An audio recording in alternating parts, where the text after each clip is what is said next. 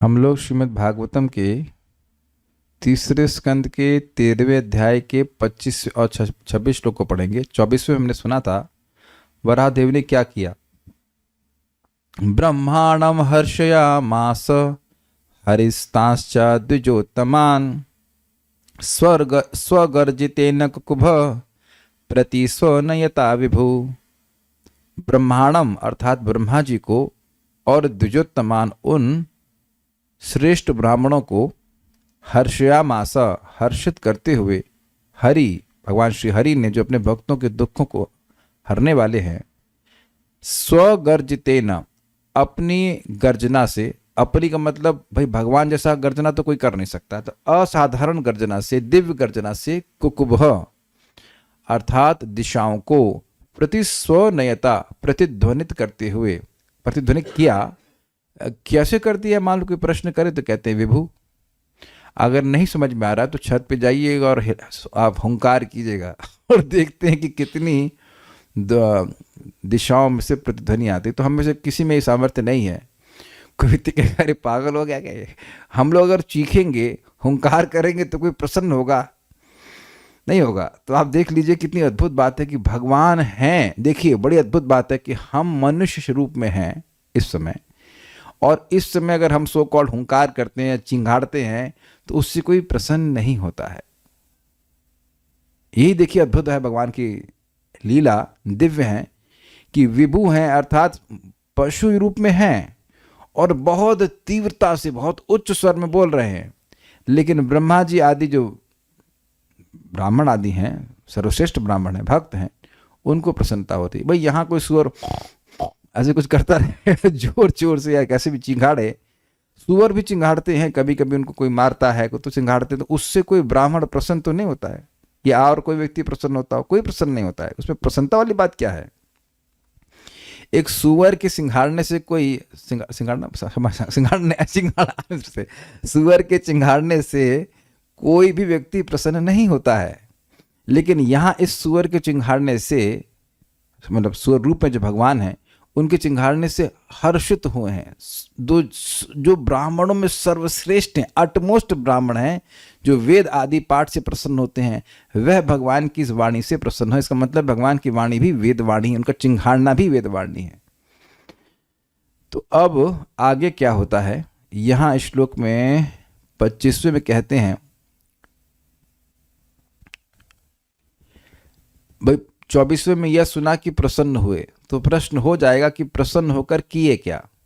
तो इस पे यह श्लोक कहते हैं। मेरे पीछे बोलिए, कौन कह रहे हैं? मैत्री मुनि कह रहे हैं। किसको कह रहे हैं? विदुर जी कह रहे हैं। निशम्यते घर घरितम स्वखेदा क्षयिष्णु मायामय सूकरस्य। हाँ बोलिए। निशम्यते गर्घरितं स्वखेद क्षयिष्णु मायामय सूकरस्य। जनस्तपः सत्यनिवासिनस्ते त्रिभिः पवित्रैर्मुनयो गृह्णन् स्म।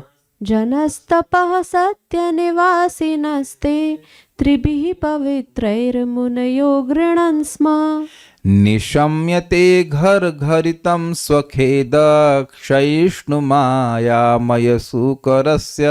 निशम्यते गर्घरितं स्वखेद क्षयिष्णु मायामय सूकरस्य। जनस्तपः सत्यनिवासिनस्ते त्रिभिः पवित्रैर्मुनयोर्गृह्णन् स्म।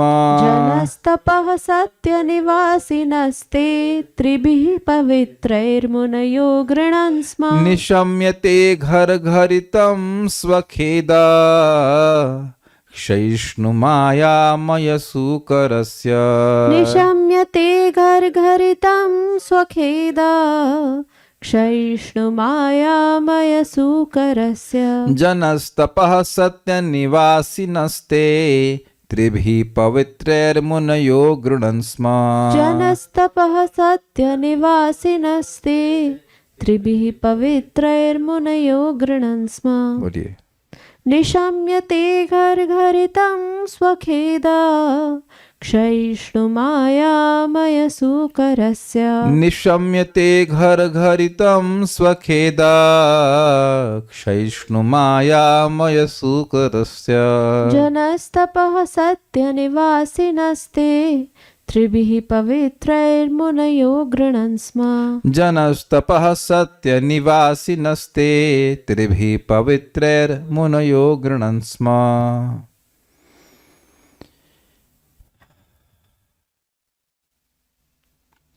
भगवान के संबंध में जो भी बोला जाता है भगवान का यशोगान भी होता है। चाहे भगवान अब घर घर आ रहे हो तो उसकी भी न्यूज़ बन रही है कि नहीं। जैसे जगत में देखा जाता है कि कहीं प्रधानमंत्री छींक भी देते हैं, अरे आज वहाँ प्रधानमंत्री छींके, बस यहाँ के कुछ से तब अखबारों में वो न्यूज़ बनती है। लेकिन श्रीमद् भागवत के पृष्ठों में पन्नों में ये भगवान का घर घराना भी एक न्यूज़ है। जब जनलोक, तपोलोक तथा सत्यलोक के निवासी महर्षियों तथा चिंतकों ने भगवान शुकर की कोलाहल पूर्ण वाणी सुनी, जो सर्व कृपालु भगवान की सर्व कल्याणमय ध्वनि थी, तो उन्होंने तीनों वेदों से शुभ मंत्रों का उच्चारण किया। देखिए, समझने वाली बात है कि आप लोग और मैं यह समझ भी नहीं सकते हैं कि जनलोक, तपलोक और सत्यलोक के लोग कितने सीरियस रहते हैं। इसको आप बृहत भागवतमृत में पढ़ेंगे। अब मैं गलत अगर नहीं जा रहा हूं तो तपलोक में लोग बस तपस्या करते रहते हैं, भगवान का ध्यान करते रहते हैं, तो मन, उनके मन में भगवान आविर्भूत रहते हैं। अब ऐसे व्यक्ति की तपस्या को कोई कोलाहलपूर्ण ध्वनि डिस्टर्ब ही करेगी ना। कुछ समझ रहे ना बात। यहाँ पे हम लोग क्लास करते हैं, पीछे पीछे कभी वो गाड़ी वाला आदि गाना बज जाता है तो उसे डिस्टर्बेंस होता है, तो उस कोलाहल से हम विक्षेप का अनुभव करते हैं, क्लास में डिस्टर्बेंस हो रहा है। ये सत्य है कि तप लोक के लोग केवल तपस्या करते रहते हैं, बस उस तपस्या के सुख का अनुभव करते हैं, भगवान को अपने मन में धारण किए रहते हैं। तो ऐसे लोगों को ये सब डिस्टर्बेंस ही लगेगा ना। किसी पशु की आवाज, वैसे तो वहां पशु की आवाज पहुंच ही नहीं सकती है, तो कितना शांत वह वातावरण होगा उसकी हम कल्पना नहीं कर सकते हैं। स्पेशली आजकल के हम लोग जहां आसपास सब तरफ आवाज ही आवाज फालतू की होती है, लेकिन वह भगवान की कोलाहल पूर्ण वाणी सुने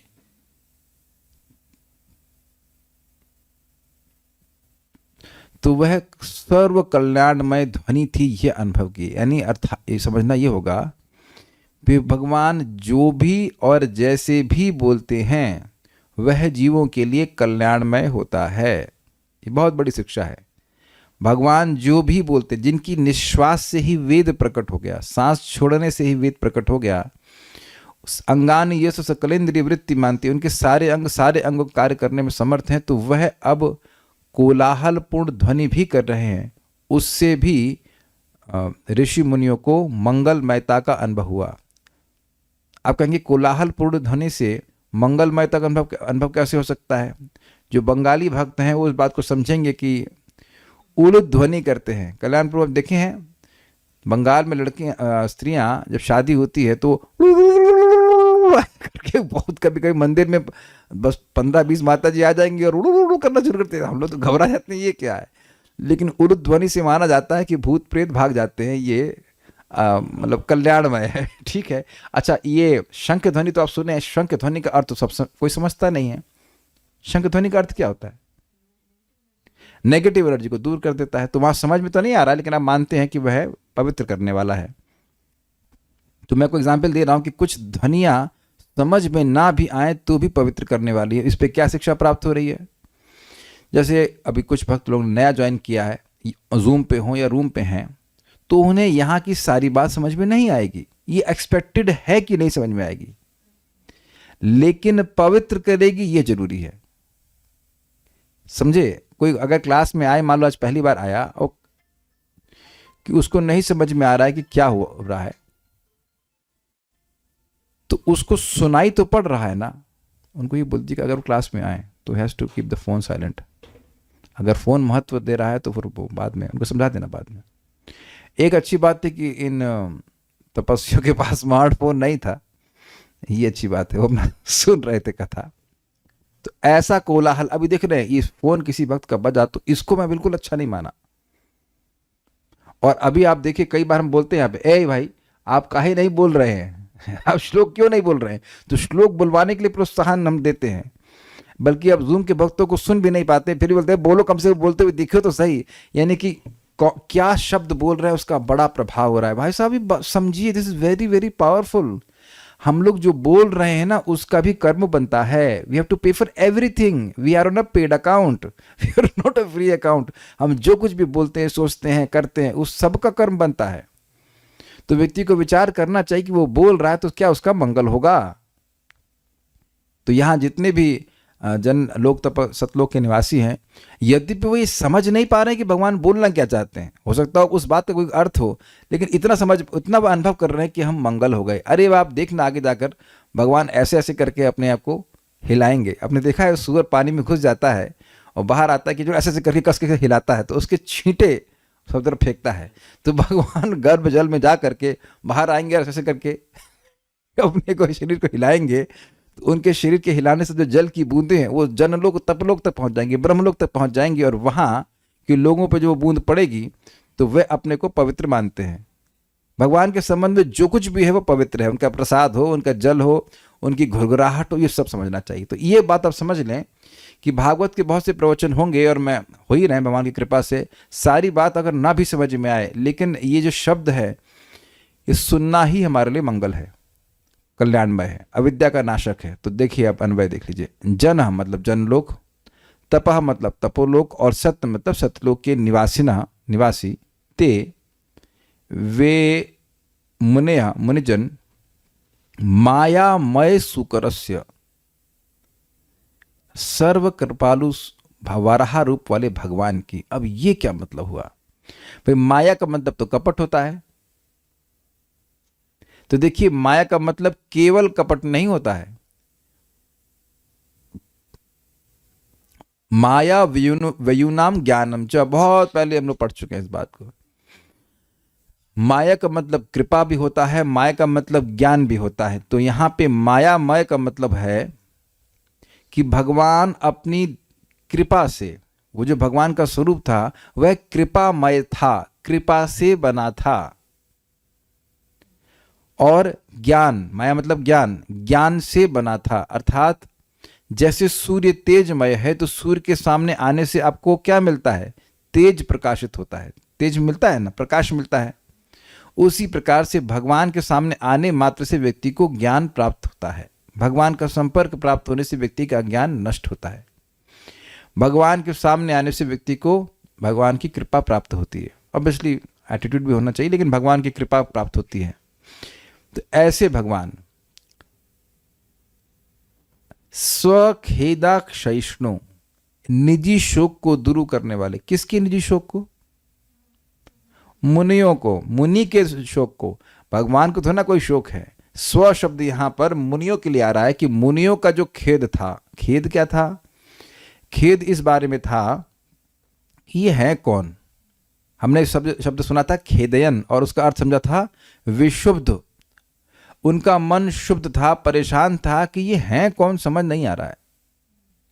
भगवान है कि कौन है कुछ समझ में नहीं आ रहा है। किस आशय से प्रकट हुए तो समझ में नहीं आ रहा था, और ये है कौन समझ में नहीं आ रहा था। लग रहा था कि भगवान है, लेकिन पूरा तरह से निर्णय नहीं कर पा रहे थे। कोई भी नहीं समझ पा रहा था, ब्रह्मा जी भी समझ नहीं पा रहे थे। भाई देखिए, एक कोई विषय है जिसमें मान लो स्टूडेंट समझ नहीं पा रहे हैं तो टीचर के पास जाते हैं, और टीचर के इसकी पकड़ नहीं बन रही है, हमको भी समझ में नहीं आ रहा कि क्या है, तो सब लोग परेशान होंगे कि नहीं होंगे। तो यहाँ पे सब मुनिगण, ऋषिगण, ब्रह्मा जी सब परेशान थे। एक दूसरा, वो एक और बात से परेशान थे कि पृथ्वी की स्थापना कैसे हो। ब्रह्मा जी परेशान थे मनु महाराज के संबंध में। तब एक प्रश्न होगा कि मुनिगण तो पृथ्वी की अपेक्षा नहीं किए थे, वो काहे को परेशान होंगे? विचार आएगा कि नहीं आपको ये बात? भाई जब भृगु आदि की सृष्टि हुई तो वह तो पृथ्वी मांगे नहीं, तो पृथ्वी अगर नहीं है तो भृगुवादी को क्या दिक्कत है? भृगु हैं या अंगीरा है, उन्हें क्या दिक्कत है? उन्हें कोई दिक्कत नहीं है, होनी नहीं चाहिए, लेकिन उनको दिक्कत इसलिए है क्योंकि उनका संबंध मनु महाराज से है। उनका भी तो संबंध है भाई, भाई है, एक भाई कह लीजिए, उन्हीं के ब्रह्मा जी के संबंध में ही, ब्रह्मा जी के बेटे कह लीजिए एक तरह से। तो अब इधर मनु को कोई कष्ट होगा तो जो और बड़े हैं ब्राह्मण हैं, बड़े भाई कह लीजिए अगर एक तरह से, तो उनको भी दिक्कत होगी ही ना। यहाँ देखा जाता है कि एक भाई समर्थ है और छोटा दूसरा भाई अगर समर्थ नहीं है तो बड़े भाई को दिक्कत होती है। खुद वैसे अपने से दिक्कत नहीं है, लेकिन सामने वाले के घर की व्यवस्था नहीं तो उसे दिक्कत होती है, कुछ व्यवस्था करने का प्रयास करता है। तो यद्यपि भृगु आदि को पृथ्वी की अपेक्षा नहीं है, वो पृथ्वी पर रहते नहीं है, वो तो जनलोक तपलोक के निवासी जैसा हम यहाँ पढ़ रहे हैं, लेकिन मनु महाराज को की दिक्कत को देख करके उनको शोक, उनको खेद हो रहा था कि ये क्या हुआ, पृथ्वी को स्थापित नहीं कर पा रहे हैं और ब्रह्मा जी भी नहीं कर पा रहे, हमारे पिताजी भी नहीं कर पा रहे हैं, तो ये उनको परेशानी थी। तो इस खेद को सहिष्णु दूर करने वाली। अब इसका मतलब एक इंटरेस्टिंग बात है, दो पॉइंट अपने खेद के देखे। क्या खेद के पॉइंट देखिए, बताइए जब तक मैं पानी पीता हूं, बताइए। क्लास है आप? ठीक है, ग्लास तो ले आना। बताइए खेद के 2 पॉइंट क्या थे? एक तो ये पॉइंट है प्रभु जी खेद का कि ये भगवान, ये कौन है, ये भगवान है या फिर कोई और है इतने बड़े रूप, विशाल रूप के। और दूसरा खेद का पॉइंट कि ये पृथ्वी को कैसे, पृथ्वी का उद्धार कैसे होगा, ब्रह्मा जी भी नहीं कर पा रहे थे। तो अब भगवान ने घर घरितम, सहिष्णु मतलब इसको दूर करने वाली, घर घरितम, घर घर की ध्वनि को सुन करके, यानी कि भगवान की घरघराहट को सुन करके ये दोनों चीज कैसे नष्ट हो रही हैं। तो देखिए बात ये है कि भगवान की ध्वनि कोई सामान्य ध्वनि नहीं थी। उस ध्वनि को सुन करके ही ऋषि मुनियों को, ब्रह्मा आदि को बोध हो गया कि ये दिव्य ध्वनि है। और भगवान जो इस प्रकार से लीला कर रहे थे, छोटे से होकर बड़े रूप में आ गए थे, उससे भी ये उनको समझावट हो गई थी कि यह अब इस पृथ्वी का उद्धार करने के लिए ही आए हैं। तो दोनों प्रकार से इस भाई, वो अपने आपको याद हो तो वो विशाल पर्वत की तरह गर्जना कर रहे थे। तो विशाल पर्वत आकार में आ गए तो वो उनको बोध हो गया कि ये भगवान ही हैं। अगर आपको याद हो तो भगवान ने हुंकार करी थी और फिर हुंकार करी थी ब्रह्मा जी के अनुमान को सत्यापित करने के लिए कि हाँ मैं भगवान ही हूं। ये बात। अब आप एक विचार करेंगे भाई, केवल घरघराहट से कैसे किसी का शोक चला जाएगा। फिर ये आरोप तो आप भागवत पे भी कर देंगे, अरे हमारी इतनी समस्या है, हमारे बेटे का एडमिशन नहीं हो रहा है, हमारा ये नहीं हो रहा है, हमारा वो नहीं हो रहा है। तो ये भागवत सुनने से समस्या सॉल्व कैसे हो जाएगी? लेकिन विचार कीजिए कि इस जगत में हमें कोई शोक हो रहा है या भय हो रहा है, उसका कारण तो मोह है ना। मैं जब अपने को देह मानूंगा तभी तो शोक होगा, तभी तो भय होगा। ये मूल कारण तो मोह ही है ना। अगर मोह नहीं होगा तो शोक भी नहीं होगा, भय भी नहीं होगा। तो मोह का ही निवारण करने वाली ये भागवत का शब्द है, और इस कारण से व्यक्ति के शोक और भय नष्ट हो जाते हैं। जो भी समस्या जीव मान रहा है वो उसकी समस्या है ही नहीं, वह तो देह से संबंधित समस्या है। तो भागवत का शब्द जीव की भागवत का शब्द मात्र ही जीव की अविद्या को नष्ट करने वाला है। समझने की तो बात छोड़िए, कान से संपर्क होने मात्र से व्यक्ति को अच्छा लगने लगता है। मैं कई बार आश्चर्य करता हूं कि लोग, मेरी बात मुझे पता है यहाँ पे बात पूरी समझ नहीं पा रहे हैं, लेकिन उनको अच्छा लग रहा होता है। तो क्यों अच्छा लग रहा होता है? क्योंकि ये शब्द ही कृष्ण से अभिन्न है, वह सुखमय है। जैसे बहुत सिंपल सी बात है, आप मान लीजिए कुछ न जानते हो एक वस्तु के बारे में, वो है, दिवाली में देखा होगा आपने, वो गाय के आकार के, क्या कहते हैं, ना ना ना ना ना ना, चीनी के खिलौने बनते हैं, ठीक है। तो देखने में लग रहा है वो मतलब गाय है, लेकिन उसको चखता है व्यक्ति, मतलब खाता है तो वो मीठा लगता है। खिलौना देखने में खिलौना लग रहा है, लेकिन वो होता है अलग अलग, उसको खाते हैं तो यस। तो अब वह तो अपने स्वभाव के अनुसार कार्य करेगा ना, चाहे व्यक्ति समझ रहा हो ना समझ रहा हो। ऐसे ही श्रीमद् भागवतम को यस्याम वै श्रूयमाणायाम, केवल सुनने मात्र से, समझने की बात तो आगे की है, बहुत अच्छी बात है अगर समझ में आ रहा है, केवल सुनने मात्र से व्यक्ति को उसके हृदय का शोक, उसका खेद जाने लगता है। क्या आप लोग अनुभव भी कर रहे हैं, हम खाली बोल ही नहीं है? मुझे नहीं लगता कि आपको ऐसा अनुभव नहीं हो रहा होगा। बहुत बार हाउस वाइफ्स को ये दुख होता है कि हम नौकरी नहीं कर पाए, हम एक स्वतंत्र अस्तित्व नहीं बिता पाए। यहाँ पे कितनी हाउस वाइफ्स को ऐसा दुख लग रहा है बल्कि सुख मना रही होंगी कि अरे कम से कम गीता भागवत सुनने का टाइम मिल रहा है। Do you agree? अच्छा, कितने लोग को अपने भाग्य पे सराहना हो रही है हाउस वाइफ्स को कि हमें भागवत और गीता सुनने का टाइम मिल रहा है। ओके, इन लोग इतने आलसी हो गए कि हैंड भी रेज नहीं करती। ओके, 1 2 3। मतलब हाउस वाइफ ना भी हो, घर में रह रही हो, नौकरी नहीं कर रही हो, तो भी वो लोग हाँ very good very good very good very good. तो आप देख रहे हैं कि कह रहे I am house daughter, yes yes yes that is a perfect. तो आप समझ गए। और वहीं नौकरी करके आ रही होती, पसीना पोंछ रही होती, तो आप क्या भजन कर पाते हैं बताइए। एक माता जी को पूछा काहे नहीं जब में दिख रही हैं, तो अरे वो डेपुटेशन हो गया है, अब तब वो कहाँ हमीरपुर से लोग रोज उनको लखनऊ जाना है, पता नहीं 100 किलोमीटर कहाँ से सुनेंगे। तो आप समझ रहे हैं कि ये एक अनावश्यक खेद है, ये व्यक्ति का नष्ट होता है। अरे भागवत सुन रहे हैं, तृप्त हो गए, बस फर्स्ट क्लास। तो इस प्रकार से भगवान के शब्द को सुनने से बहुत सुंदर बात, हाँ बताना तो भूल जाता मैं।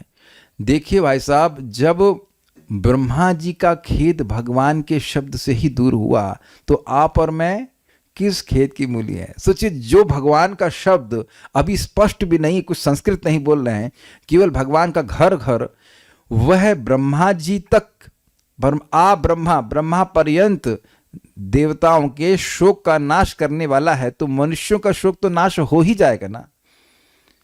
हम लोग का समस्या तो बहुत छोटी सी है। कितनी इंटरेस्टिंग बात है। तो सहिष्णु दूर करने वाली घर घरितम घर घर की ध्वनि को निशम्य सुनकर ते त्रिभी पवित्र है अग्रणन स्म।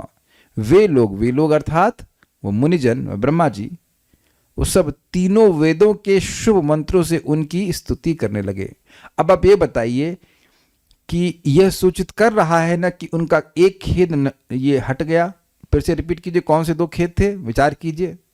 बहुत बढ़िया श्लोक है, हाँ बोलिए।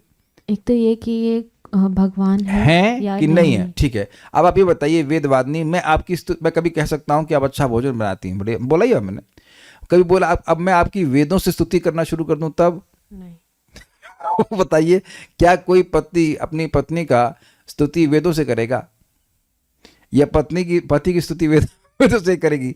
तो आप समझे, आप किसकी स्तुति वेदों से करेंगे? सब लोग बताइए, विचार कीजिए। भगवान की। Very good, simple. तो ये क्लियर हुआ, यानी वेदों से स्तुति करने लग गए, यानी कि एक खेद बिल्कुल निर्मूल हो गया कि भाई ये तो भगवान है। अब समझ में आया? देख रहे कितनी बातें छुपी है एक छोटे से श्लोक में, कितना मजेदार है ये।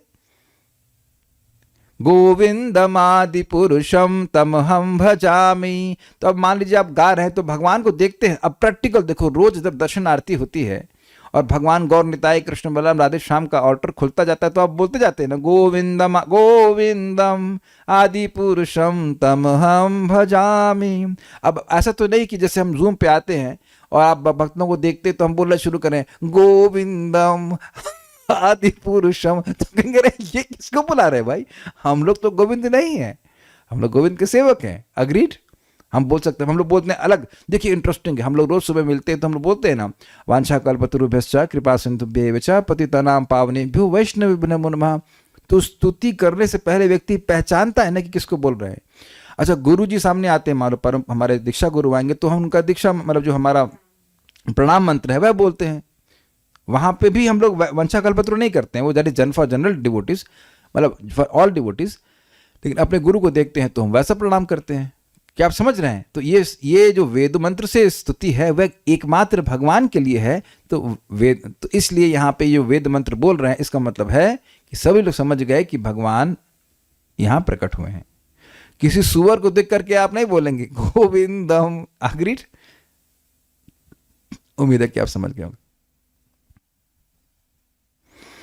निशम्य सुनकर, कौन सुने? ते, वो मुनिजन जो परेशान हो रहे थे। क्या सुने? घर घरितम, भगवान के उस घर घर को सुने, जो उसका प्रभाव कैसे था? स्वखेद सहिष्णु, जो उनके यानी कि मुनियों के खेद को नष्ट करने वाला है।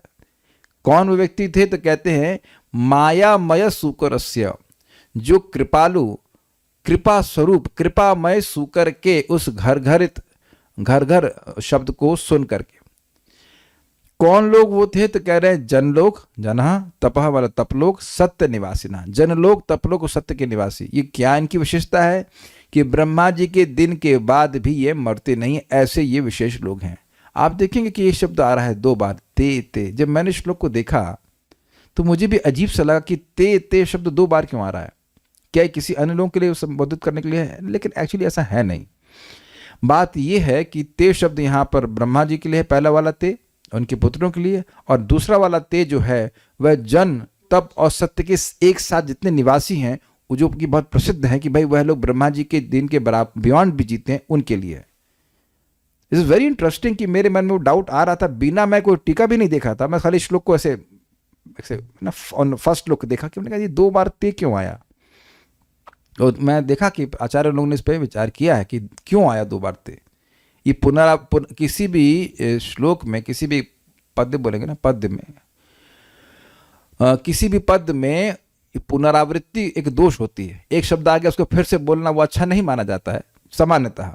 तो यहाँ पे 2 बार ते आ रहा है। तो पहला जो ते दिख रहा है आपको, निशम्य ते, उन लोगों ने सुना, तो ते शब्द जो है वो ब्रह्मा जी और उनके पुत्रों के लिए विशेष रूप से है। और उसके बाद दोबारा जो आया ते, मतलब सारे निवासी, जनलोक के, सतलोक के, तपलोक के। तो इससे एक बोध हो रहा है जो मैं सुधार करूंगा। मैं पहले बोल रहा था कि 14 लोग होंगे, लेकिन वो समझ ना 10 पुत्र और उसके बाद मनु जी, और वो भी उनका नाम आया था वहां पे। तो लेकिन केवल वही लोग नहीं थे, अन्य लोग भी वहां पे उपस्थित थे, ये बात है। ऐसा मैं समझ रहा हूँ कि पहले इन लोगों ने देखा, फिर बाद में हल्ला हो गया तो बाकी लोग भी जुट गए, अच्छा भगवान आए, भगवान आए। आई हैव नो आइडिया कितने लोग थे, लेकिन इससे समझ में आ रहा है कि जनलोक, तपलोक और सत्यलोक के सारे निवासी वहां इकट्ठे हो गए थे, भगवान प्रकट हुए हैं।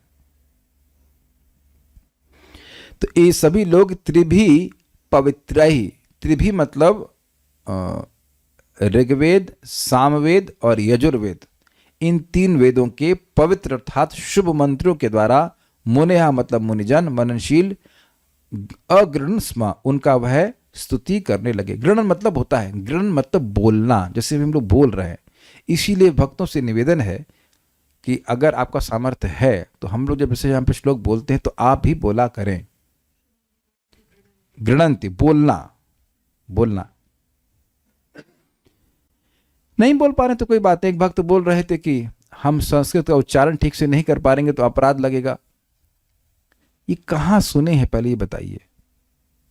यद्यपि यह वेद में होता है कि आप उच्चारण ठीक से नहीं करेंगे तो अर्थ अलग हो जाएगा, तो उसका प्रभाव अलग होगा, ऐसा होता है। लेकिन श्रीमद् भागवतम में इस प्रकार का दोष नहीं है कि अगर आपके उच्चारण में कुछ गलती हो जाएगी तो वहां भगवान फिर अब चक्र चला देंगे। भगवान इंटेंशन देखते हैं कि हमारे यश को बोलना चाहता है। श्रीधरी घर घरितम अर्थात सूकर जाति का अनुकरण करने वाली ध्वनि। ये भी स्वर करता है और इसके अलावा भी वह बहुत जोर जोर से चिंघाड़ता भी है, कभी कभी क्रोध में भी आता है। तो बताइए, हद हो गई। जो सारे वेदों का ज्ञान ब्रह्मा जी को हृदय में प्रकट करा सकते हो, आके बोलना नहीं शुरू कर सकते हैं।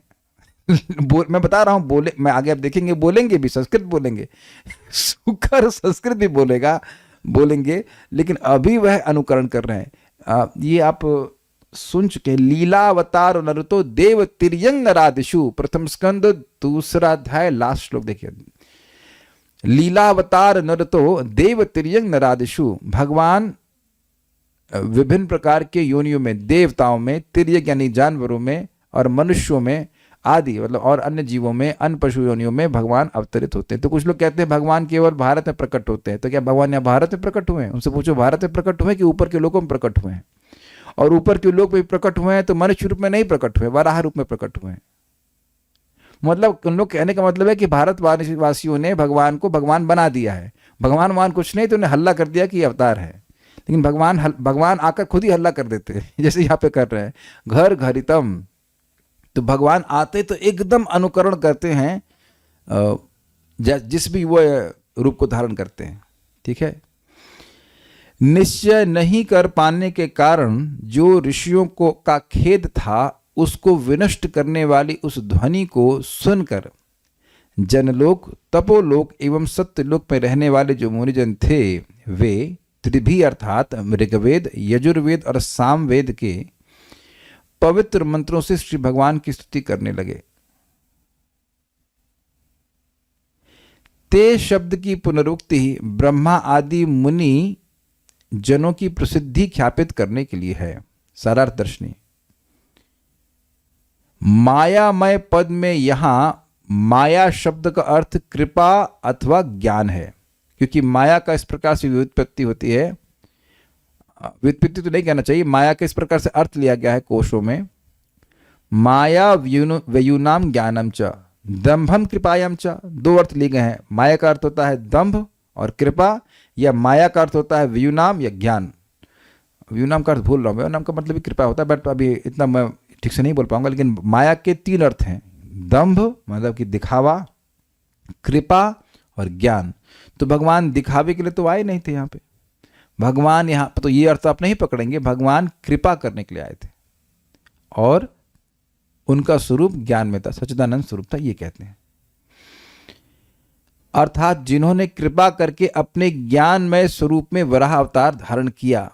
तात्पर्य यह है कि वह वराह मूर्ति भी चिन्मय है, ना कि भौतिक। तो एक बात और स्पष्ट हुआ, भगवान का स्वरूप ज्ञानमय है, यह कैसे मालूम चलेगा?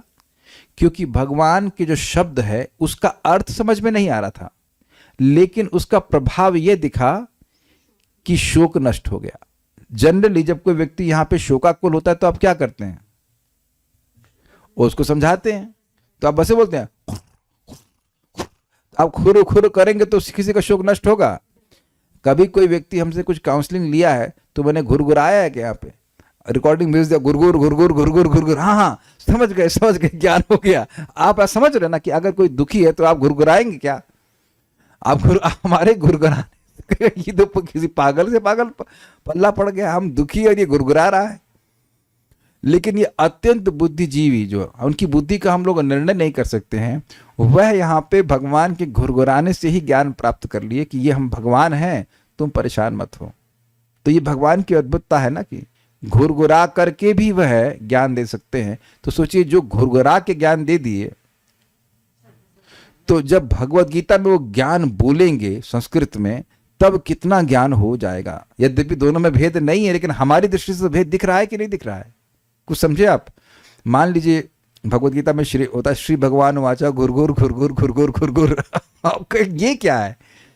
तो नहीं, घुरघुर वाचा नहीं, श्री भगवान वाचा घुरघुर घुरघुर घुरघुर घुरघुर, तो आप नहीं समझ पाते। तो भगवान इतने अद्भुत है कि घुरघुराहट से भी ऋषियों को बढ़ा दिया। आप कहेंगे ऐसा कैसे हो सकता है? अरे जब बिना कुछ बोले संकल्प मात्र से भगवान ब्रह्मा जी के हृदय में वेद का ज्ञान प्रकाशित कर दिए, तेन ब्रह्म हृदय आदि कवये, तो भगवान क्या नहीं कर सकते। लेकिन हमारी दृष्टि से देखिए कि जब हम भगवत गीता को पढ़ते हैं, जो भगवान का शब्द है, जो कि मतलब अर्थ की दृष्टि से कुछ समझ में आता है कि शब्द क्या बोल रहे हैं, तो हमको कितना लाभ प्राप्त होगा। मैं अंतर नहीं कर रहा हूं, लेकिन हमारी दृष्टि से हमको अंतर दिख रहा है, उस अर्थ में कह रहा हूं।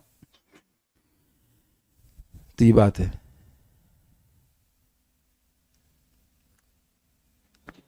अब दूसरा अर्थ मायामय का पकड़िए, ये थोड़ा सा इंटरेस्टिंग है। अथवा मां प्लस यह प्लस आमय, ये कैच किया आपने? ये देखेंगे जब इसको तब समझ में आएगा। मां मतलब नहीं, यह मतलब जिसका यानी जो, और आमय मतलब रोग। तो ये हो गया, इसको जोड़ देंगे तो बन जाएगा मायामय। आमय अर्थात रोग, अर्थात अविद्या रूपी रोग का, यह अर्थात जिनसे कोई संबंध मां अर्थात नहीं है। समझे? इस जगत में सुअर का योनि अत्यंत अज्ञानमय योनि है। जो पशु मल खाता हो वह कितने अज्ञान में है? स्वाभाविक सी बात है। भगवान इस बात को बोले हैं, नायम देहो देह भाजाम नृलोके कष्टान कामान अर्हते विड भुजाम। ये मनुष्य जीवन जो है वह भोग के लिए नहीं है, जो कष्टमय है। यह तो मल खाने वाले सुअर को भी प्राप्त है। यानी कि सुअर की योनि को बोल करके अत्यंत निम्नता सूचित की जा रही है। तो कहीं कोई व्यक्ति ऐसा ना सोचने लग जाए कि भगवान इस प्रकार से अविद्या के रोग से ग्रसित है, तो इसलिए कह रहे हैं मां यह प्लस आमय, अर्थात भगवान का जो विग्रह है वह अविद्या जनित नहीं है, उसका माया से कोई संबंध नहीं है। समझ पाए इस बात को? सब लोग समझ गए? मां प्लस यह प्लस आमय। सब लोग बड़े परेशान लग रहे हैं। क्या ये श्लोक ये समझ में नहीं आ रहा है? आ गया? Should we go forward? Fine.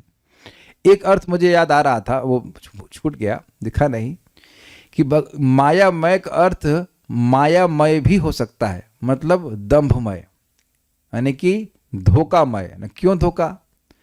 आगे हिरण्याक्ष को, जैसे असुर है, उनको धोखा देने के लिए भगवान ऐसा स्वरूप प्रकट किए जिसमें उनको उस असुर को लगे कि अरे ये तो पशु है।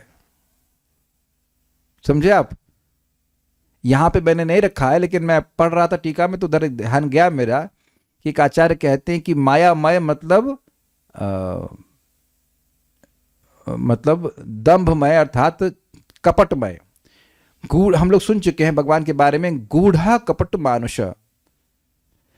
प्रथम स्कंद के प्रथम अध्याय में आता कि भगवान राम और कृष्ण के रूप में आए गूढ़ कपट मानुष, अर्थात हैं तो वो भगवान लेकिन मनुष्य के रूप में आकर कपट कर रहे हैं कि देखो मैं तो मनुष्य मात्र हूं।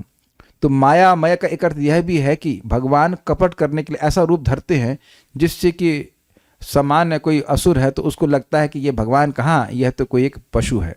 जैसे कि आगे जाकर के भगवान वराहदेव की एक और लीला जिसमें हिरण्याक्ष भी है, तो हिरण्याक्ष को यही बोध हुआ कि है कोई पशु आ गया है। तो वो भी अर्थ आप ग्रहण कर सकते हैं। अच्छा, ये समझ में नहीं आ रहा होगा शायद कि माँ ये अर्थ कैसे आया, तो फिर से समझाता हूँ।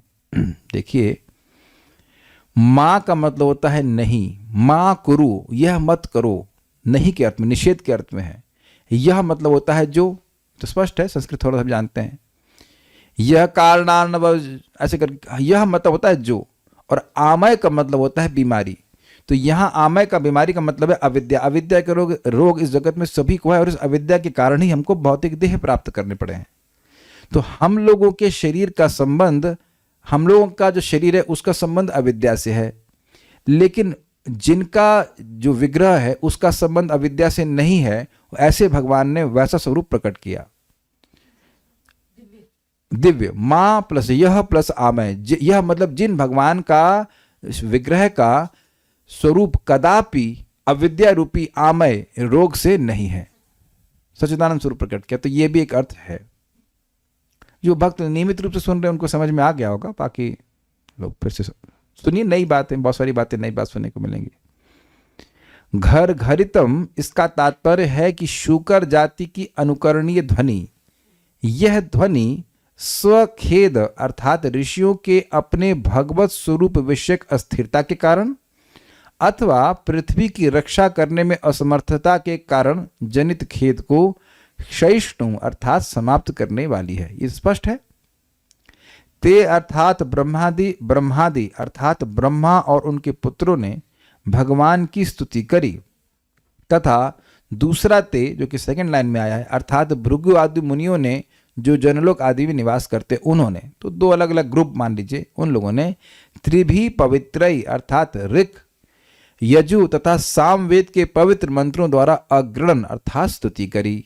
तो स्पष्ट है, यह शब्द ते दो बार प्रयोग किया गया है, एक बार ब्रह्मा और उनके पुत्रों को इंगित करने के लिए और दूसरी बार ऋषियों को इंगित करने के लिए।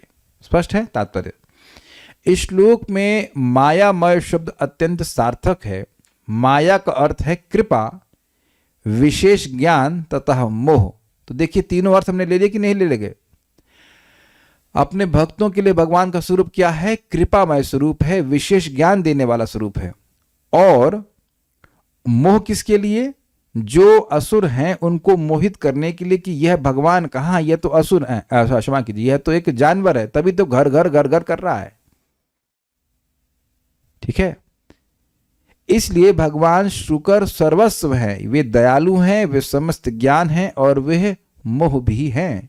जैसे कि भगवान स्पष्ट कहते हैं, अवजानन्ति माम मूढ़ा मानुषिम तनुमाश्रितम परम भावम अजानंतो मम भूत महेश्वरम। जो मूर्ख हैं, मूर्ख हैं, वह मुझे नहीं जानते हैं। या अवजानन्ति मतलब मेरी अवज्ञा करते हैं। क्यों अवज्ञा करते हैं? मानुषिम तनुमाश्रितम, क्योंकि वे मानते हैं कि मैं तो मनुष्य के शरीर को आश्रय करके आया हूं।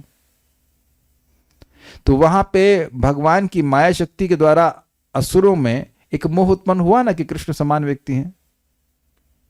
आज एक भक्त बोल रहे थे, पूछ रहे थे कि भाई भगवान तो 5000 साल पहले आए, भगवान कृष्ण, और भगवान राम तो और पहले आए, तो इत्यादि इत्यादि, कौन श्रेष्ठ है, या भगवान विष्णु के अवतार कृष्ण हैं? देखिए सामान्य बात है, सामान्य धारणा है कि भगवान विष्णु के अवतार कृष्ण हैं, लेकिन आप समझेंगे, प्रथम स्कंद के तृतीय अध्याय को सुनेंगे तो वहां भगवान विष्णु के अवतारों का वर्णन हो रहा है, और उसमें 20 अवतारों का वर्णन हुआ, और 20 नहीं, उससे अधिक अवतारों का वर्णन हुआ, और उसमें भगवान श्री कृष्ण का भी नाम आ गया।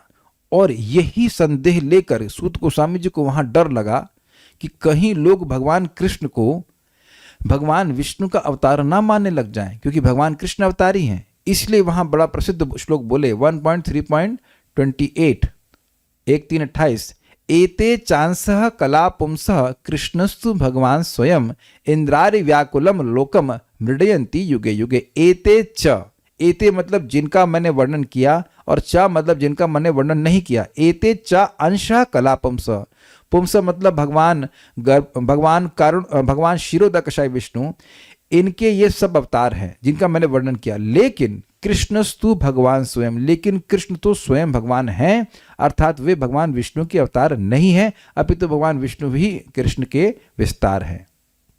बिल्कुल स्पष्ट प्रथम स्कंद में 30 अध्याय में 28वें श्लोक में हो गया है।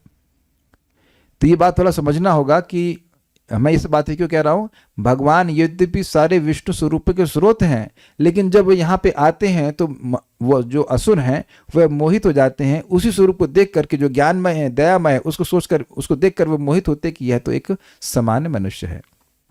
तभी तो जो कंस के असुर थे, असुर फ्रेंड थे, वो आकर के सोचते थे कि मैं इसको खा जाऊंगा, मार डालूंगा इत्यादि। वराह अवतार के रूप में उन्होंने जो ध्वनि की, उसका उत्तर जनलोक, तपलोक तथा सत्यलोक में रहने वाले मुनियों ने वैदिक मंत्रों से दिया। समझे बात? यानी कि जो भगवान की गड़गड़ाहट है वह वैदिक मंत्र के समान ही पवित्र करने वाली है, ये बात है। और इससे स्पष्ट समझ लेना चाहिए कि भगवत गीता भी सर्व उपनिषद गावो दुग्ध गोपाल नंदना पार्थो वत्स सुधीर भोक्ता दुग्धम गीतामृतम महत। भगवान की वाणी भगवत गीता ये अपने आप में सारे उपनिषदों का सार है। वो उसको पढ़ रहा है व्यक्ति, तो उसे और कोई उपनिषद पढ़ने की जरूरत नहीं। एक व्यक्ति भक्त है, प्रचार कर रहे हैं, तो उनको वो व्यक्ति ये उपनिषद वो उपनिषद कहाँ कहाँ के श्लोक प्रश्न कर दिए, तो हमने उनको बताया कि आप उनको सीधे बोल दो, भैया वो हम पढ़ते नहीं हैं, हम दूध पी रहे हैं सारे उपनिषद रूपी गायों का, उस दूध के बारे में गीता उपनिषद पढ़ रहे हैं, उसके बारे में कुछ पूछना हो तो पूछ लो, बाकी हमको नहीं पता कि गाय की कितनी टांग है, गाय की पूंछ का कलर क्या है, हमको नहीं पता है ही नहीं। अच्छा एक बात बताइए, आप लोग दूध तो पीते होंगे शायद, तो जो लोग दूध पीते हैं वो कभी देखे गाय की पूंछ में बाल कितने हैं? इतना तो कोई नहीं गिनता है ना। तो उसी प्रकार से जो सारे उपनिषद रूपी गायों का दूध पी रहा है गीता के रूप में, उसमें तृप्त रहता है। उसका वो मतलब पनीर बनाए या कुछ करे, कोई दिक्कत नहीं है, he is happy with that, he is not worried about what other Upanishad really say, in that sense उसको पढ़ने की जरूरत नहीं है। ठीक है। उन लोकों में सर्वोच्च बुद्धिमान तथा पवित्र जीव निवास करते हैं। अतः जब उन्होंने वराह की असाधारण ध्वनि सुनी तो वे यह समझ गए कि यह विशेष ध्वनि भगवान के अतिरिक्त अन्य किसी की नहीं हो सकती। ये सुनने का, समझने का प्रयास कीजिए। कभी कभी कोई ध्वनि सुनता है मुरली की, तो ओहो लगता है ये कृष्ण की ध्वनि है। ऐसा लोग कमेंट करते हैं एज इफ कि वे भगवान की ध्वनि सुन करके आए हैं, है ना। तो जो वाकई भगवान ध्वनि प्रस्तुत करते हैं वह भी कैसे होगी? वह भी तो चिन्मय, आनंदमय, ज्ञानमय होगी। समझे आप बात? भगवान का स्वरूप ज्ञानमय है, तो भगवान की घुरघुराहट भी तो ज्ञानमय होगी, वह भी तो ज्ञान से ओतप्रोत होगी। तो उसको सुनकर के ही वह समझ गए कि ये भगवान है। अच्छा विचार कीजिए, आप मेरी बात सुन करके समझ रहे हैं कि नहीं? ये जादू है कि नहीं? ना निन्ना बिडलारे, कंस विद को, वंश विद को, रक्त विद को, ना निन्ना बिडलारे। अब किसी को समझ में आया? अब तो नहीं समझ में आया। ये ना, मैं बोला कि ये कन्नड़ बोला, कन्नड़ का गाना था, हम लोग को सुनाया गया था कि मैं तुमको नहीं छोड़ूंगा, ना निन्ना बिडलारे। तो मुझे अनुवाद करना पड़ा, ऐसी भाषा बोला मैं जो आप लोगों को नहीं समझ में आई। मैं तुमको, वैसे सही बोल रहा हूँ, प्रेम से बोल रहा हूँ, मैं आप लोगों को नहीं छोड़ूंगा। आप लोग भी नाने बन्ना बिडला रहे, आप लोग मुझे नहीं छोड़ेंगे। यस यस, ना निन्ना बिडला रहे। तो आप कह सकते हैं कि मैं ना निन्ना बिडला रहे बोल रहा हूँ, नहीं समझ में आ रहा है, लेकिन भगवान अगर बोलेंगे तो वो अर्थ प्रकाशित कर देंगे। और इसका प्रमाण क्या है? जब मैं हिंदी बोल रहा हूं तो उन शब्दों का अर्थ भी आप समझ पा रहे हो, और ये भगवान कर रहे हैं। क्या किया? मत्तः स्मृतिर ज्ञानम अपोहनम च, बुझते पारी कल्याण प्रभु। तो आपने बांग्ला बुझते पारी, अन्य अन्य भक्त सकल भक्त बांग्ला बुझते पारे ना। और मैं 2-4 बार बोलने लग जाऊंगा तो आप बांग्ला भी बुझते पारबेन। आप लोग पारबेन मतलब देखिए पकड़ना शुरू कर दिया, बांग्ला बुझते पारबेन, वो हिंदी जैसे लगने लग जाएगा। आप समझने का प्रयास कीजिए कि जो हम लोग सुन रहे हैं उससे कुछ बोध हो रहा है, हम लोग को ये जादू जैसा हो रहा है। बोध का कुछ अर्थ ले रहे हैं, अर्थ का कुछ और अर्थ ले रहे हैं। तो ये कौन कर रहा है? ये शक्ति कौन दे रहा है? यह भी भगवान दे रहे हैं। एक समय में जब छोटे बच्चे तो हमें कुछ समझ में नहीं आता था कि लोग क्या बोल रहे हैं, है कि नहीं? तो जब भगवान हिंदी के संग ऐसा कर सकते हैं तो अपनी घुरघुराहट में भी ज्ञान देने की शक्ति क्यों नहीं कर सकते हैं? ये बात हमको निरंतर चलते सुनते हुए समझना होगा कि भगवान कुछ भी कर सकते हैं। He can do everything, and that's why, इसीलिए जब कोई व्यक्ति हरे कृष्ण मंत्र बोलता रहता है, हरे कृष्णा कृष्णा कृष्णा हरे हरे, हरे राम राम राम हरे हरे, तो उसके संशय अपने आप निवारण होने लग जाते हैं। ये आप देखना अपने जीवन में कि बहुत सी बात समझ में नहीं आती है, लेकिन नाम उच्चारण करते करते बहुत सी बातें अपने आप समझ में आने लग जाती हैं। और जब तक व्यक्ति जाप नहीं करेगा वो खाली वो कंफ्यूजन में रहेगा, समझ में कुछ नहीं आएगा। कह रहे भाई आम आम बोलने से आम थोड़ा हो जाता, खा लेते हैं, तो क्या राम राम बोलने से राम का अनुभव हो जाएगा? जी हाँ हो जाएगा, लेकिन करोगे तब। ये बात है। सब कुछ भगवान का दिव्य है, एब्सोल्यूट है, ये कहने का मतलब है। यानी कि भगवान का निरर्थक शब्द भी निरर्थक नहीं है, मैं यह कहना चाहता हूं। घर घर में कोई दम नहीं, और घर घर के शब्द में कोई अर्थ नहीं होता है, लेकिन भगवान के उस घरघराहट में भी उन लोगों के लिए महान अर्थ प्राप्त हो गया जो कि सर्वोच्च बुद्धिमान लोग हैं, ये कहते हैं। इसलिए उन्होंने वैदिक मंत्रों से भगवान की प्रार्थना करते हुए उसका उत्तर दिया। यद्यपि यानी कि सहस्त्र शीर्षा पुरुषा सहस्त्रार्षा सहस्त्रपात इत्यादि इत्यादि सहस्त्र शीर्ष सूक्त के द्वारा उन्हें पुरुष सूक्त के द्वारा उपासना करी होगी, हम ऐसे अज्यूम कर रहे हैं। यद्यपि पृथ्वी कीचड़ में धसी हुई थी, किंतु भगवान की ध्वनि सुनकर उच्चतर लोकों के निवासी परम हर्षित हुए, क्योंकि वे जान गए कि पृथ्वी का उद्धार करने के लिए भगवान वहां थे। अब प्रश्न हुआ कि ये कैसे जान गए? वो इसलिए जान गए क्योंकि भगवान ने घोर घोर करी थी, इसलिए जान गए। अतएव ब्रह्मा, आप कहेंगे ऐसे कैसे जान गए? देखिए हम इसको ऐसे समझ रहे हैं, आप लोग डॉक्टर के पास गए होंगे, एलोपैथिक डॉक्टर के पास, वो भी कुछ गुरगुरा देता है, मतलब कुछ लिख देता है जो आप नहीं समझ पाते हैं, लेकिन वहाँ जो कंपाउंडर होता है वो समझ कर आपको दवा दे देता है। तो भगवान ने कुछ कोड लैंग्वेज में ऐसे बोल दिया कि वह समझ गए कि हाँ गुर गुर गुर गुर गुर गुर गुर, और अच्छा ठीक है हम समझ गए कि आप क्या करने के लिए आए हैं। ठीक है। अतएव ब्रह्मा तथा सारे साधुगण यथा भृगु, ब्रह्मा के अन्य पुत्र तथा विद्वान ब्राह्मण जीवंत हो उठे। हम लोग कल चर्चा कर रहे थे कि जीवंत क्यों उठे। बड़े जब आदमी परेशान होता है और उसको एक आशा की किरण दिख जाए या समाधान से मालूम चल जाए तो व्यक्ति जीवंत हो जाता है, नहीं तो मरा पड़ा रहता है, क्या करें पता नहीं चल रहा है, क्या करें, ऐसी में शोक से व्यक्ति परेशान रहता है। तो उसका शोक निवारण हो जाए तो वह जीवंत हो जाता है, मान लो वह जीव गया, इसलिए कहते हैं जीवंत हो उठे। और जीवंत होने का प्रमाण क्या है कि वह बोलने लगे, और उन्होंने मिलकर वैदिक मंत्रों की दिव्य ध्वनि से भगवान की प्रशंसा करने में उनका साथ दिया। मतलब सब लोग मिलकर के बोले, कितना इंटरेस्टिंग है, सब लोग भगवान का यश बोल रहे हैं। सबसे महत्वपूर्ण मंत्र वृहद नारदीय पुराण का मंत्र है। ये तो आता है ना आप लोगों को, अगर हरे लिखा हो तो आगे पूरा कंप्लीट कर लेंगे ना। हरे कृष्णा कृष्णा कृष्ण हरे हरे, हरे राम राम राम हरे हरे। अब प्रश्न प्रभात यह क्यों कह दिए? अब व्यक्ति सोचेगा अरे अब हमें तो वैदिक मंत्र नहीं आता है, तो भगवान हमारे सामने आते हैं तो हमें क्या करना चाहिए? तो ब्रह्मा जी स्वयं बोल दिए हैं, हरे कृष्णा कृष्णा कृष्ण हरे हरे, हरे राम राम राम हरे हरे, इति षोडशकम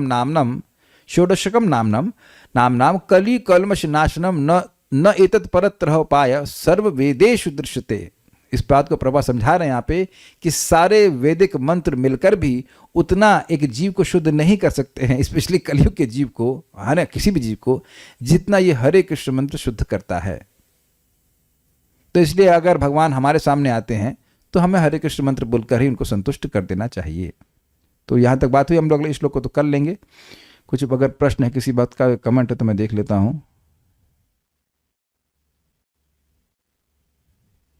और नहीं, ठीक है, तो कोई प्रश्न नहीं है, विल स्टॉप हियर नाउ। हाँ, एक प्रश्न आ ही गया कि अभी तो ब्रह्मांड में कुछ ही जीव हैं। जी हाँ, ये मैं भी सोच रहा था, लेकिन इसमें त्रुटि है। हम लोग ये सुने हैं कि 10 ब्राह्मणों को वह सृष्टि किए और मनु महाराज को भी सृष्टि किए, लेकिन मनु महाराज ने ऋषियों की सृष्टि नहीं करी है। मनु महाराज ने मानवों की सृष्टि करी है। तो इससे ये बोध हो रहा है कि अन्य ऋषियों को ब्रह्मा जी के द्वारा जैसे भी करके सृष्टि की गई है। मनु महाराज ने ऋषियों की सृष्टि नहीं करी है।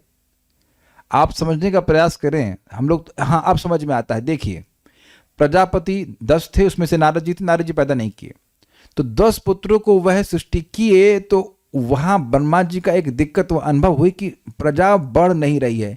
इसका मतलब यह नहीं कि उन प्रजापतियों ने कोई संतान उत्पन्न ही नहीं करी, कुछ अन्य ऋषियों को उत्पन्न नहीं किया, ऐसा नहीं है, लेकिन उस स्पीड से नहीं बढ़ रही है जैसा कि ब्रह्मा जी चाहते थे।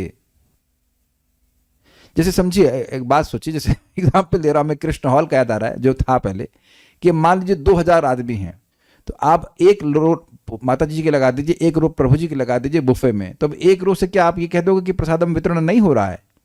लेकिन उस स्पीड से नहीं हो रहा है जिस स्पीड से होना चाहिए। तो वहां मैनेजर के रूप में व्यक्ति परेशान होगा, अरे भाई 2 टेबल और लगाओ, 4 टेबल और लगाओ, ऐसा होता है कि नहीं? तो ऐसा नहीं सोचना चाहिए कि भगवान ब्रह्मा जी ने 10 पुत्रों की सृष्टि कर दी और वो सृष्टि ही नहीं करे, केवल नारद जी ब्रह्मचारी रहे, बाकी तो सब संतान उत्पन्न किए। तो यहां जो बात आ रही है कि मनु की सृष्टि करें, तो मनु मानवों की सृष्टि कर रहे हैं। मनु शत्रुपा ने मानवों की सृष्टि करी है, लेकिन जनलोक तपलोक में और ऋषिगण है, उसका प्रमाण यहाँ पे श्लोक ही है कि वे अन्य लोग थे, यानी ब्रह्मा जी के पुत्र भी थे और अन्य ऋषिगण भी थे जनलोक तपलोक में, जिन्होंने भगवान की स्तुति करी। ये बात है। उन ऋषियों को तो ब्रह्मा जी के लास्ट दिन में भी था ना, भी थे ना। अरे भाई टेंशन क्यों ले रहे हैं कि जब लिखा हुआ है थे, तब काहे आप मीमांसा कर रहे हो कि थे कि नहीं थे कि क्या थे? किसी को महामंत्र बताओ तो बोलते हैं ये तो बहुत बड़ा है, 1 घंटा लग जाएगा इसमें, तो कोई और नहीं है क्या मंत्र, ऐसा बोलते हैं। हाँ, दूसरा मंत्र भी है, हरेर नाम हरेर नामेव केवलम कलौ नास्तेव नास्तेव नास्तेव गतिरन्ता। दूसरा मंत्र ये है, ये भी विरद नारद पुराण का ही है कि हरि का नाम ही, हरि का नाम ही, हरि का नाम ही, इसके अलावा और कोई गति नहीं है, कोई गति नहीं, कोई गति नहीं। देखिए, आप जब जिन लोगों को बताते हैं हरे कृष्ण मंत्र के बारे में, उनको ये लंबा इसलिए लगता है क्योंकि वो उसकी महिमा नहीं जानते। तो एक श्लोक और याद कर लीजिएगा, अब आपको पूछूंगा उसका अर्थ मैं श्लोक बोल रहा हूं। गोकोटि दानम ग्रहणे खगस्य, श्लोक याद है? आगे बोलो, बोलिए, सब समझाइए। गोकोटि दानम ग्रहणे खगस्य प्रयाग गंगोदक कल्पवासः यज्ञायुतं मेरु सुवर्ण दानम गोविंद कीर्तिर्न समम शतांशय। बताइए। सूर्य ग्रहण के समय में 1 करोड़ गाय का दान कोई करता है, गंगा जी के तट पे प्रयाग में 1 कल्प तक वास करता है, गंगा जी के तट पे। यस, हाँ। मेरू पर्वत के समान सोने का दान करता है, हजारों यज्ञों में ब्राह्मणों को, और ये सब गोविंद के एक नाम बोलने के 100वां अंश के बराबर भी नहीं है, बराबर भी नहीं है। तो अब बताइए, हरे कृष्ण मंत्र बड़ा है कि हरे कृष्ण मंत्र बहुत छोटा है? इस छोटे से मंत्र में कितना बड़ा लाभ जीव को प्राप्त हो रहा है। तो बात यह है कि उसकी महिमा अगर समझ में आएगा तो उसको लगेगा तो बहुत छोटा मंत्र है, क्या दिक्कत है? और इसमें यह भी नहीं है कि आपको नहा के करना है या कुछ करना है। एक व्यक्ति हमको पूछ रहे थे कि प्रभु जी, क्या हम लोग कुशा घास होती उसकी माला नहीं, उसकी अंगूठी बनाकर उंगली में पहने और किसी दिशा विशेष में बैठकर नाम जप करें? हमने कहा ऐसा प्रभुपाद तो कभी नहीं बता रहे, महाप्रभु कह रहे हैं कि कहीं भी जप करो। हाँ, वो इधर कोई कर्मकांड तो है नहीं। तो मैंने उनसे एक विशेष बात पूछी कि जिसने आपको बताया जी, जिसने आपको बताया, क्या उसके जीवन का उद्देश्य भगवत प्रेम है? करे कहाँ भगवत प्रेम है, कुछ नहीं है उनको। तो ऐसे लोगों के काउंसलर ना बना लीजिए जो कर्मकांड में विश्वास रखते हो। मैं क्यों, बताइए, कुछ बोलना चाहते हैं? कुशाघास कर्मकांडी ब्राह्मणों द्वारा उंगली को पवित्र करके कर्मकांड करने के लिए उपयोग की जाती है, पर यहाँ तो हरे कृष्ण महामंत्र खुद ही पवित्र करने यस, वाला है। पवित्र करने वाला है वो। क्या है श्लोक? सब ओम पवित्रो अपवित्रो वा सर्वावस्थान गतोपि वा यह स्मरेत पुंडरीकाक्ष सह बाह्याभ्यंतर शुचि। वो व्यक्ति अंदर से बाहर से पवित्र हो जाता है, किसी भी अवस्था में हो वह अंदर बाहर सभी तरह से पवित्र हो जाता है अगर भगवान पुंडरीकाक्ष भगवान विष्णु का स्मरण करता है। एक बात यहाँ पे आ रही तो इस श्लोक को कोट करते हुए मैं बोल देना चाहता हूँ कि कहीं घर में सूतक लगाओ चाहे कुछ लगाओ, आप जप कर सकते हैं, हरे कृष्ण मंत्र कर सकते हैं, वो पवित्र करने वाला है। तो कोई बात नहीं, जिन लोगों को छोटा लगता है वो हरी हरी हरी बोलते जाए, क्या कर सकते, चलेगा, राम राम राम बोलते चले, लेकिन सबसे अच्छा ये हरे कृष्ण मंत्र ही है। इसको गा भी सकते हैं, इसको बोल भी सकते हैं। So will stop here. Shrimad Bhagavatam की जय, श्रील प्रभुपाद की जय, निताय गौर प्रेमानंदे।